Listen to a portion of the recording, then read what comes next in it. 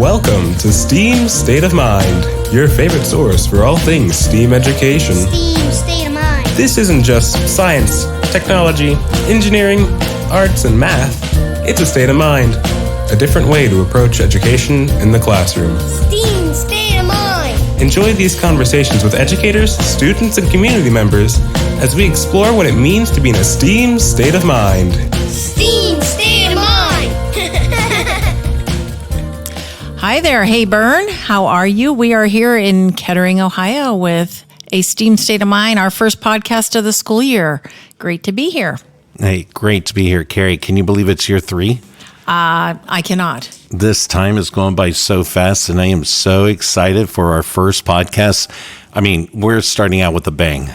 We are absolutely starting out with a bang, and I was going to say that this might be our most famous guest so far, besides you, of course, Bern. Our most famous guest. I have the honor and privilege of introducing Mr. C. Mr. C has been an educator for 20 years. He has been a science teacher, a building principal, curriculum supervisor, director of human resources, and director of a STEAM center. So he has done a little bit of everything.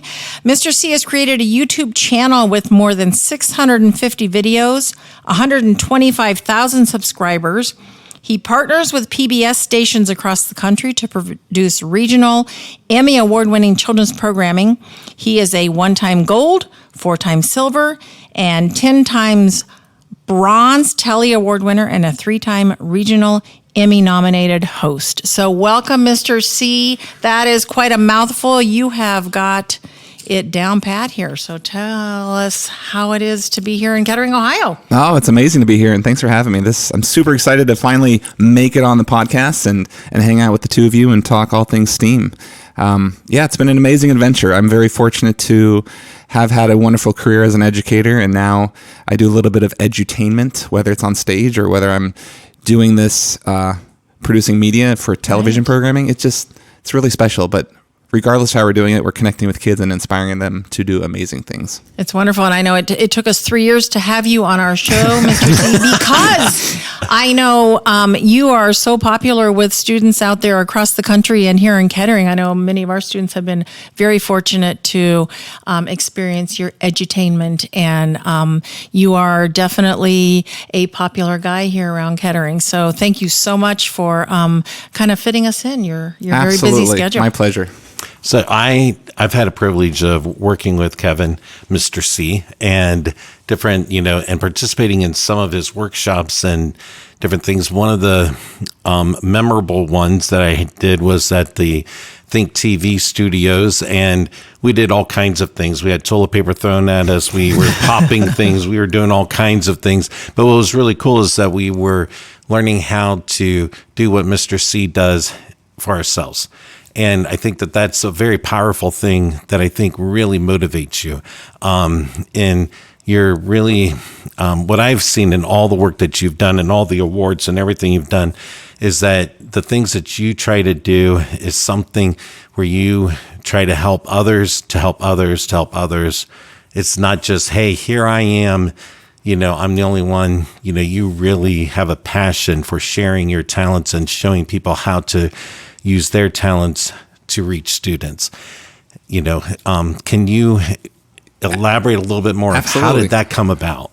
Yeah, so I think the biggest thing is whether I'm doing science in the studio, like with that workshop you attended, or if I'm connecting with kids and making TV programming, the whole idea is to break the barrier of what we're doing and that we can all be good scientists and be good learners, right? So learning is about trying new things, failing at things, and really trying them again after we fail the first, second, third, fourth, fifth, sixth time. It doesn't matter how many times we fail, because the lesson learned is in that failure. And so we don't learn anything until we actually have the opportunity to fail. And so those workshops, and when I produce media, the whole point of what I do is I want to show kids that I make the mistakes also. I want to show teachers that it's okay to make the mistakes. It's okay to turn your phone off also when you're in a podcast. So wink, wink. That was Mr. C's phone. But no, the whole idea is that I want to show people and empower them to say, I don't have to have the answer for everything, but I have to be able to be willing to identify, how do I get to the answer? What's the best solution to something based on where I'm at, where I need to go, and how do I get there? And if I can teach teachers and help teachers understand that, then they'll go back and help their students, because we want to build empathy. So oftentimes when I'm on stage in front of 2,500 kids and I make a mistake, kids have made mistakes, and they are waiting to see how I respond to that mistake, whether or not that experiment worked or didn't work. And I go with the flow, right? Because that's what learning's all about. It's about having fun.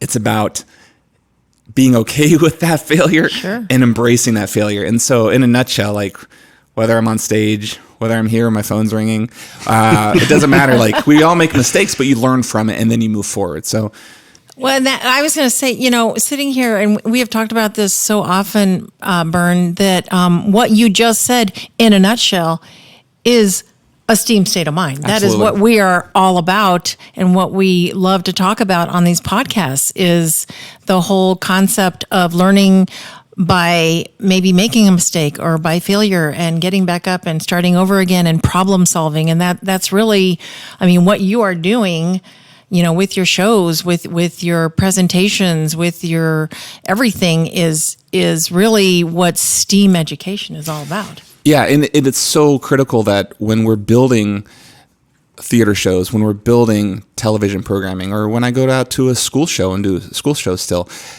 like building that idea that I can be successful by doing is something that I want to instill in students. And that's really what I'm trying to do. So like, I'm a firm believer, like my YouTube channel is named Learning Science is Fun. So when we make learning fun, when we transform how we feel about something, that is the hook. And it's not the activity. It's not how the teacher presents it.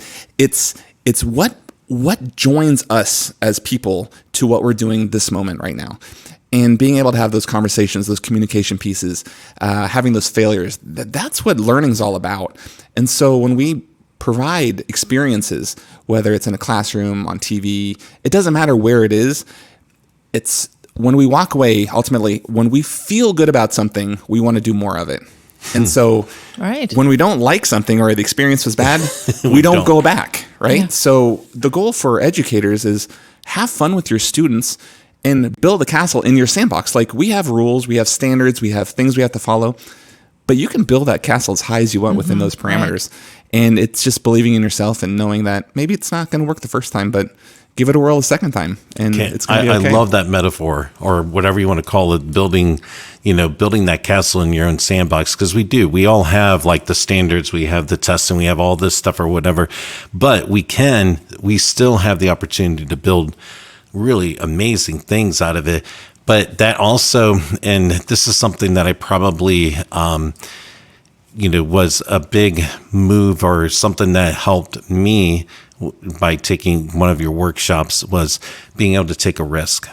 That risk taking, because we had to film, our own lessons, and we had to do all of this stuff. And you know what?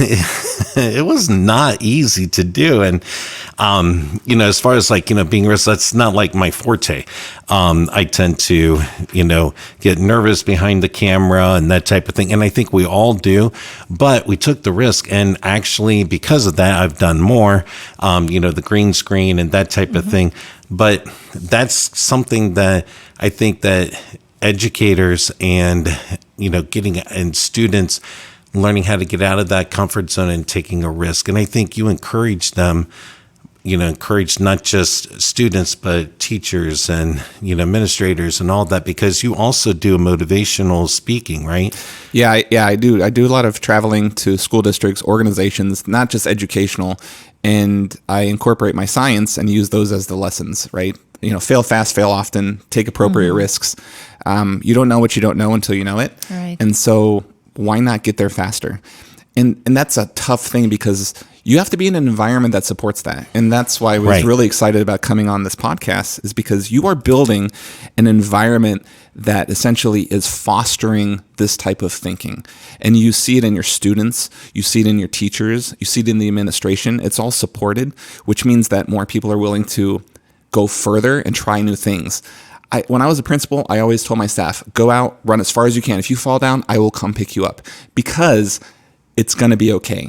And people would say, well, if it doesn't work, and I say, well, try it again. That's option B. And well, what if it doesn't work? And I'm like, option C. Well, there's always, let's do it again.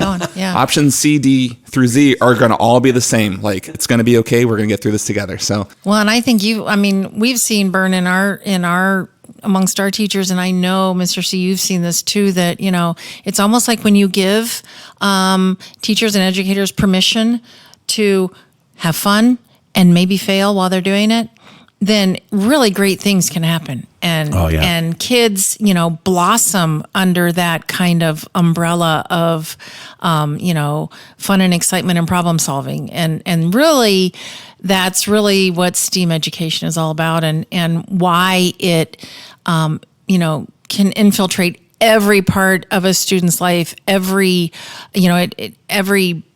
subject area, everything that takes place in our classrooms. It just is so important that we give our educators that permission to, like you said, to run as far as you can and maybe fall down. Because you know what? Here in Kettering, we're just like you, when you were a principal, we're gonna be there, and we're gonna, Bern's gonna be there to pick you up. Yeah, it'll be okay if it fails. Make sure, if you fall down, Bern's going to be there to pick you up. And we're going to be right behind him, supporting him, because that's what we've done by putting this position in place. And what's really cool about that is the whole idea with risk-taking and failure and all those things is we're not just talking about our teachers when I talk about these experiences. Right. We're trying to meet students and families where they're at, right? So that's why my YouTube channel is such a big piece to what I do. Is I make all of the content readily available. It's free to access, free to use, but it's where kids live, right? They live online. They want to see content. They're scrolling through. Like, I might as well have my videos on there, and they're watching tornado tubes and talking about vortexes. And I remember, Bern, your video was the vortex cannon, if I remember correctly. It was. You guys use the incense. Right. And I just thought of that because you guys are trying to figure out the incense. But the point is if we meet our learners where they're at, we grow exponentially so much faster. So when we connect with them on those platforms, it's not that what's happening in the classrooms isn't important, but why not extend that to a place that we know they're also at, and we catch them there, and before you know it, they're at school learning, and they're like, oh, I need to go hop online and watch what my teacher did, and watch it more, and show their parents, and that learning just continues, and it just evolves. Well, and it's kind of interesting how you're saying that, because I get more and more kids now that are almost assigning each other homework, like, oh, well, go and try, look on the YouTube or do this and find out, like, because they now know, they're tech savvy. They know how to find answers through the use of technology. But, not everything can be all through these nice videos. That hands-on piece and them exploring and failing themselves is a very good thing. And you encourage that too through all of your programs, where you give kids challenges and, like the Wonder STEM that we want to talk about. Like you have activities for the students to do at home to, like the one with the, I always call it the brush bot. Yeah, the little toothbrush robot. And that's always so much fun because kids are so fascinated about how that thing just wiggles around and moves, stuff like that, and they can build it and it's easy. But there's also chances of failures and stuff, and they got to keep trying to like manipulating that little motor to make it just right so it can vibrate just right, that type of thing.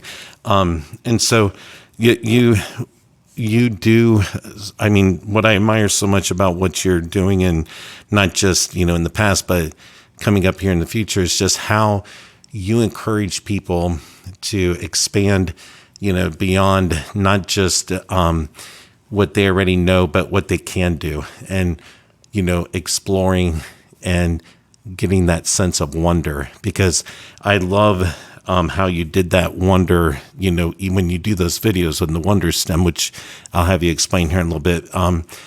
It's like, I can tell you, when you're interviewing these people, you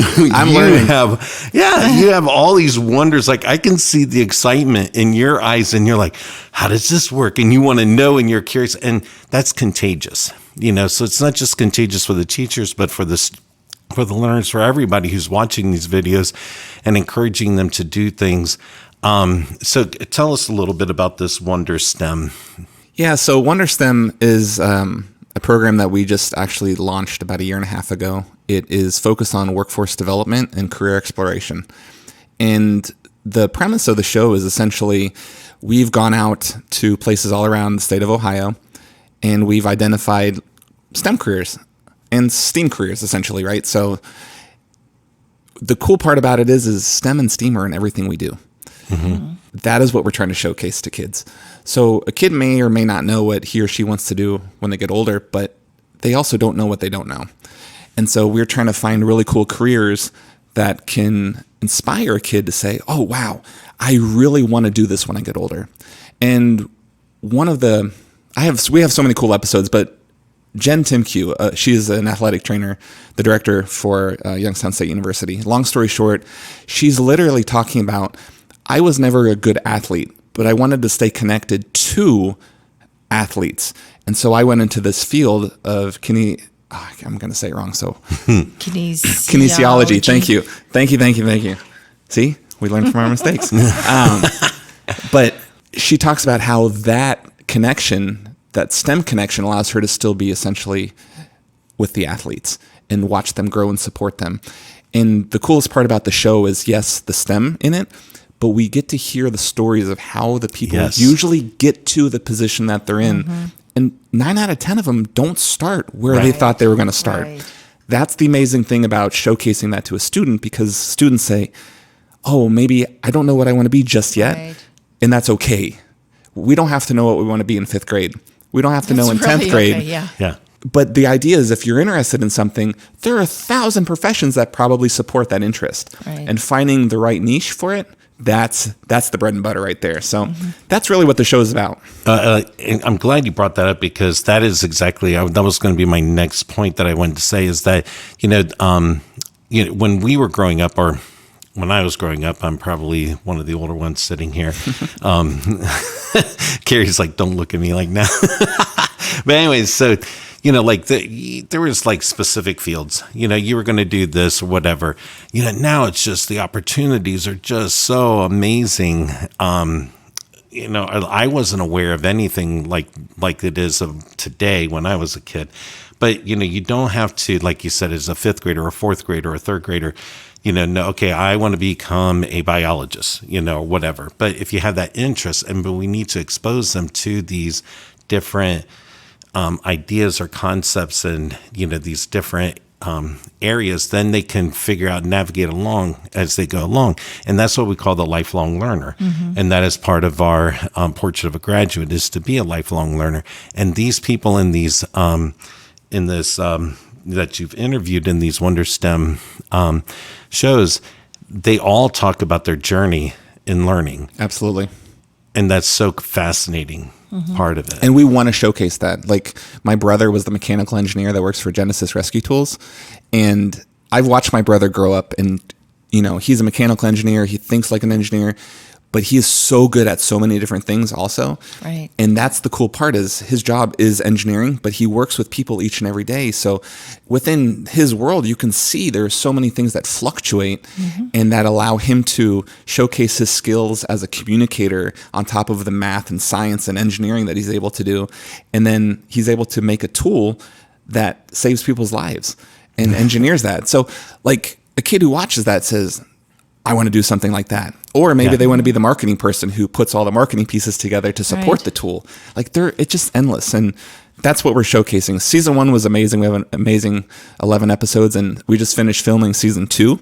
So that'll launch in January of 2024. And we're currently working on episodes for season 3. So in your work with your WonderSTEM episodes and your programs, is there like a common workforce need, or is there a common skill that these people, that your guests kind of talk about, that's been identified as something that we want kids to sort of be aware of or develop as they're, in 5th grade or 10th grade? They might not know what they want to be, but are there some kind of common skills that we should be helping kids develop so that they can kind of explore all these wonderful careers and things that are out there for them to do when they grow up someday? Were you trying to be funny and punny, saying wonderful? Was I? I loved it. Did you like that? I did. I liked it. See, I put the that draw emphasis on the wonder. wonderful. Yeah, so I think... Thank you for noticing that. I did.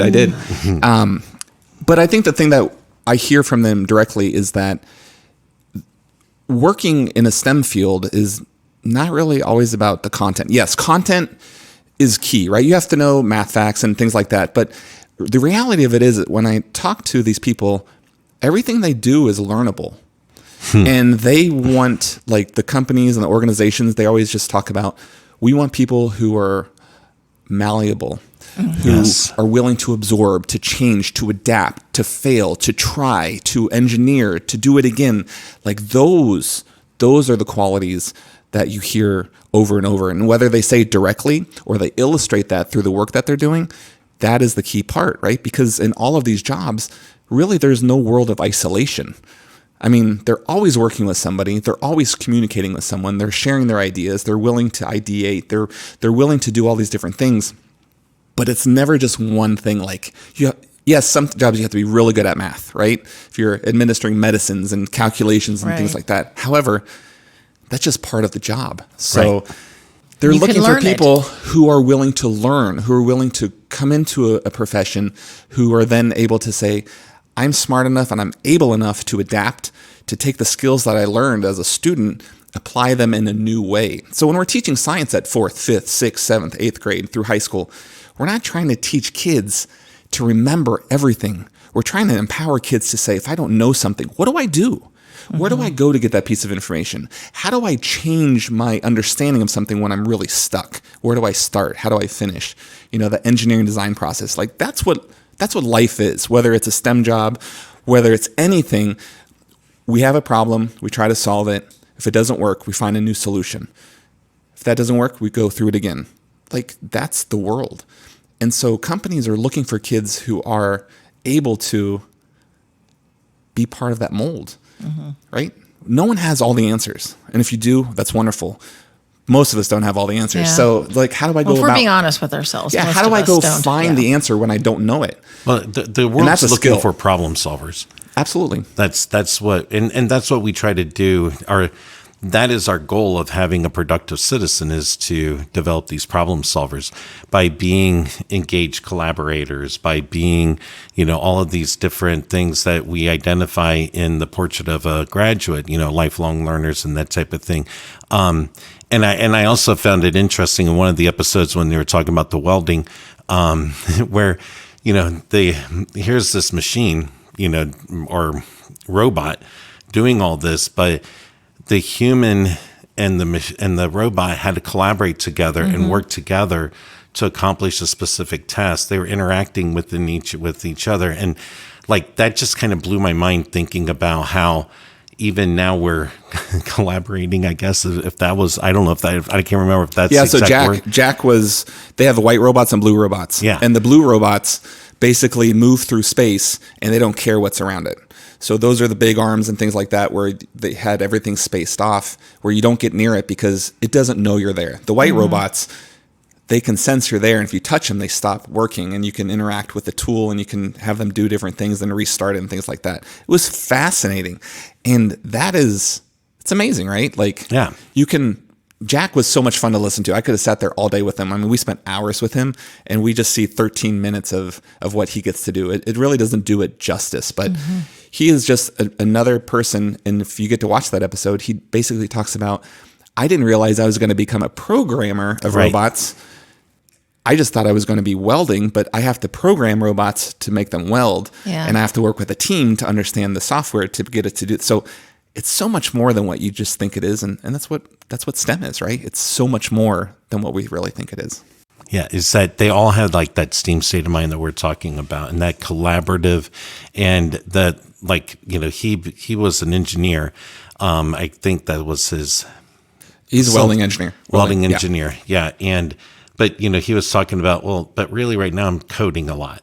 That's the thing, it's like, but he loved the journey that he went on to get to this point. And you can tell he's excited about his career and who he works with and how he works with that's what's really cool about these shows too. And you obviously, what's really cool about Mr. C getting involved in this too is that you see his enthusiasm, your enthusiasm of learning, like you're in awe of this too. Like, whoa, show me more, It makes you realize how little you know about something Right. until you talk to a specialist. And that's the coolest part Isn't about that wonderful in life, though? Because isn't it a lot more fun to be like the explorer than the know-it-all? I mean, who wants, wants to? It's being on the stage is fun every once in a Yeah. while, but being part of that exploration process. And then like when I'm working with teachers and students and things like that, whether it's through WonderStem or DIY Science Time, like being the facilitator of knowledge, not the keeper of knowledge, is a big thing I used to always say. So when my students used to ask me in classroom, hey, Mr. C, is this the right answer? I'd be like, I don't know, is it? How can we prove it's the right answer? And at first, that's a really frustrating thing for kids and teachers. Yep. But once you get Just tell me. But once you get used to not being spoon-fed and you build confidence in your ways and your problem-solving techniques, then you're like, okay, I think this is the right answer because, and you start providing the because versus just saying, is this right? Right. And that's life, right? So. And that's the other thing about when we talk to these businesses, and because I've been around talking to all the different, a variety of different businesses in the area. And one of the things that they find challenging is that they have these great college graduates or whatever, and then they sit there, they get hired, blah, blah, blah. And then they sit there and they say, hey, here's this, we need you to work on this. And they're like, well, tell me what to do.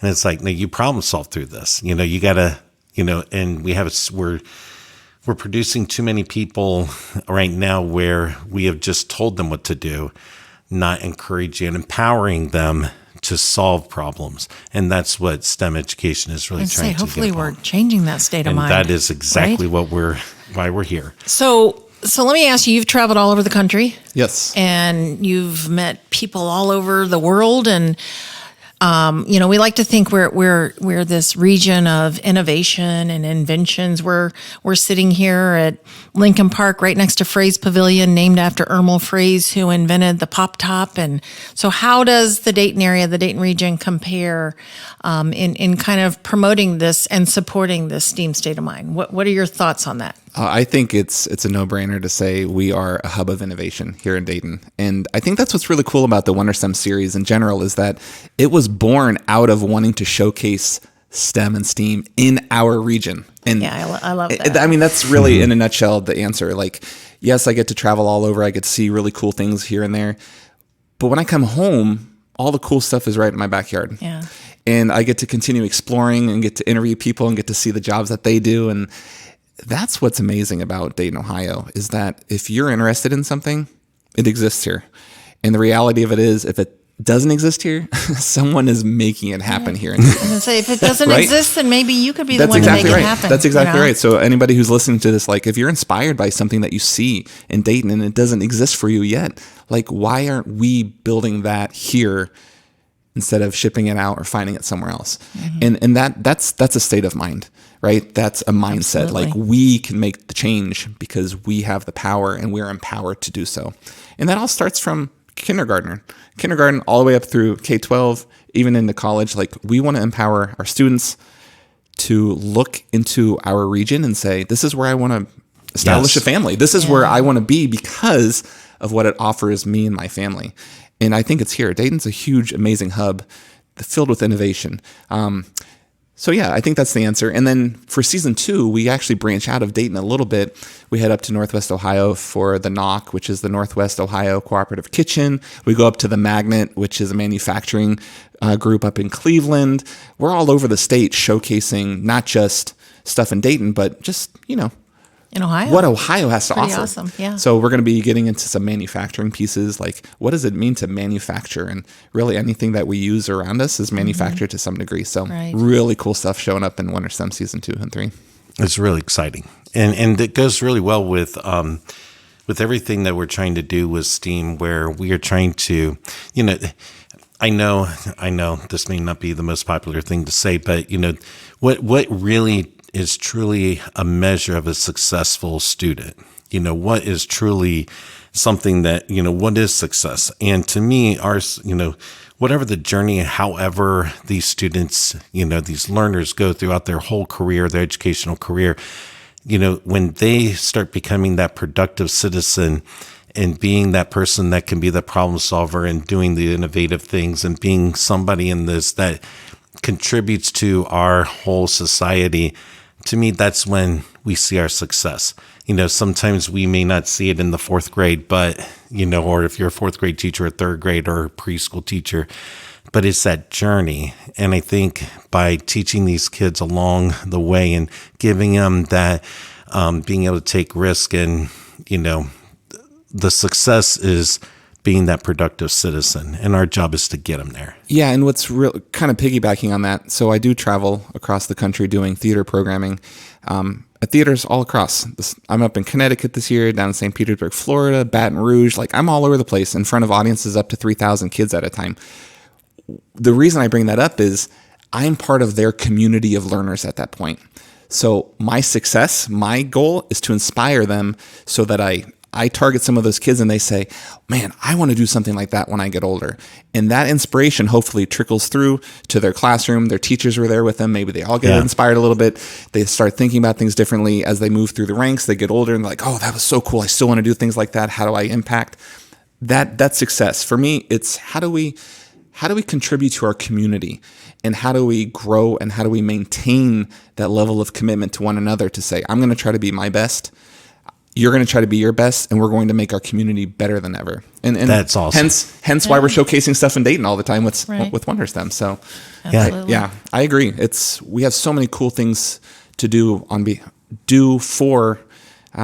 of our students. It's just,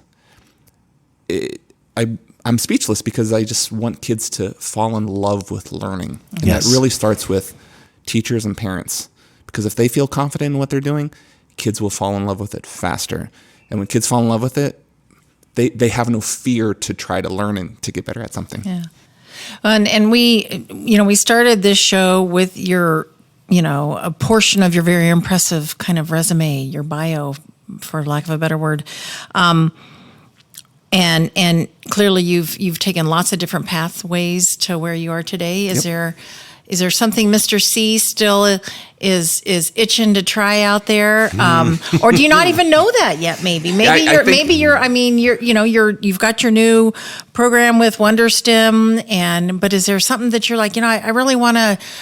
I don't know. I want to run an ice cream shop. I don't know. Is there something world domination? Something out there that you're just itching to try? So I think the answer is I really don't know at this point. If you would have asked me 5 or 6 years ago, would I be doing this? I would have said probably not, because when I became a teacher, I taught for 7 years. I was a 5th grade science teacher. I loved every moment of that. I did inquiry-based learning. My kids were I wanted to showcase what they knew. We would write math songs, science songs, and my kids still email me today from 20 years ago saying, hey, I still have my songs we produced. That's exciting, right? Yeah. And when I was a principal, then I moved in principalship. I thought I would never leave principalship. It was the best administrative job I had. I was still connected to the kids. I had my own classroom, which was my teachers. I loved that job so much. And then kept moving up the ranks. And I had my superintendent license. I had my K-12 principal licenses, all that fun stuff. And I said to myself, I'm going to be a superintendent, because if you want to have a big impact on kids, you have to do it in a place where you have the ability to change the culture. And I was in a great culture. I loved but I just wanted to be that person to inspire teachers to do even more than what they were doing and things like that. But lo and behold, I just started doing the science stuff. My YouTube channel continued to grow, and my wife said, hey, do this full time. And I said, you're crazy. You're crazy. And she said, no, do it. She goes, Kevin, you've never failed at anything you choose to do. And I think that's the lesson, is that if any kid out there wants to try something, try it. The worst case is you fail, you fall down, and you get back up and try it again. The worst case is I would have come back to a school district and continued being a curriculum director or a curriculum supervisor. And that's not even a worst case situation. Right. But no, when I look at my amazing career right now, beyond the classroom in a school district, I think to myself, where am I headed? And it just, every year surprises me. The accolades are nice because they kind of reflect the hard work we've put into things. but the reach is to me more important. And so like our one show, DIY Science Time, which is broadcast nationally, reaches an audience of 100 million people, reaches 40% of the country. Like, that's amazing. And when you get to get responses from other PBS stations who are using the content in their professional development, or school districts like Kettering who are using WonderStem now, it's like, that's rewarding in a different way. Mm-hmm. And my goal always has been to have an impact to reach and connect with kids. And as I moved up the ranks, that reach got bigger. And this was just the natural way to kind of reach more kids. And so that's one of the reasons I tour. So like the theater is a really good way for me to stay connected to in-person connections. Right. When you have 2,600 kids screaming, "It's science time!" like, that's powerful. Pretty powerful. And then I go online and those kids are posting on my videos, "It's science time!" Like, there's an immediate connection and they stay connected. They're watching more of the content beyond the show. They're doing activities with their teachers. Like, that's what it's about. Like, they're an engaged learner. Yeah, engaging learners, maintaining that engagement, and then more importantly, just transforming how they felt and how they feel about that learning, because that's it. Because if you transform that, the sky's the limit. So I don't know if you really answered the question, but I think you're a constant explorer. Yes. Of what you want to do and where you want to be. And I don't know where I want to be, because one day that's okay. I think I said world domination right at the start, but jokingly. But yeah, like kidding, just kidding. Yes, just bigger reach, and we have that through the television programming that we have right now. But we also reach 100,000 plus kids in person every year. Right, like, that's awesome. Well, and I love the because it goes with that wonder stem, where you don't know where you're going to go yet. It's always just constant curiosity. My life is a science experiment. It is. And I think we should all live that way in some ways, that, go down different paths and see where it goes. And, it's okay to fail. It's okay to have that steam state of mind. Right. That is a great thing to do. And you know what? And maybe, you kids out there will say, "I want to be Mr. C when I grow up." Yeah, exactly. Pretty cool, right? Yeah. How fun. Talk about reach. That's awesome. Yeah, exactly. Well, I hope, Bern, we're bringing Mr. C back to Kettering this year, aren't we? For our kids to experience. Plan. Yeah, yes. So hopefully we'll see you back here on stage, and then you've got your TV shows, your theater, your everything, your YouTube channel. So we're looking forward to continued greatness from Mr. C. Yeah, and I can't thank you enough for taking the time, your busy schedule. I'm going to say that. Yeah, absolutely.